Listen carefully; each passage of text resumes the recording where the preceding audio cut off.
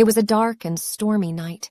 The rain pounded against the windows of the old Victorian mansion, and the wind howled like a pack of wolves. Inside, a group of friends huddled around the fireplace, trying to ward off the cold and the eerie silence that surrounded them. Suddenly, a loud creaking noise echoed through the house. They all froze in terror, wondering what could be making the noise. They listened intently, but all they could hear was the sound of their own breathing.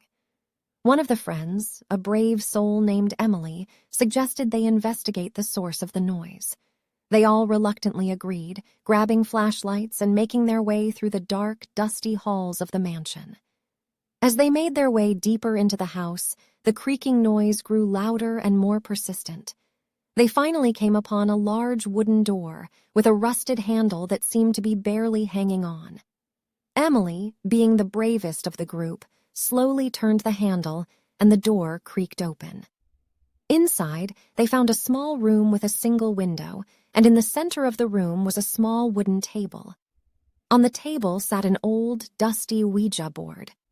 The friends hesitated for a moment, but eventually curiosity got the better of them, and they decided to use the Ouija board to communicate with any spirits that might be lurking in the house. At first, nothing happened, but then the planchette started moving on its own, spelling out a message that chilled them to the bone.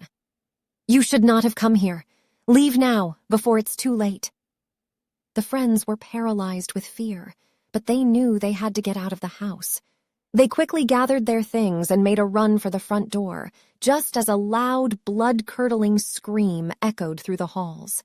As they burst through the door and into the pouring rain, they looked back at the mansion and saw the windows glowing with an otherworldly light. They knew they had stumbled upon something beyond their understanding, and they vowed never to return to that house of horrors again.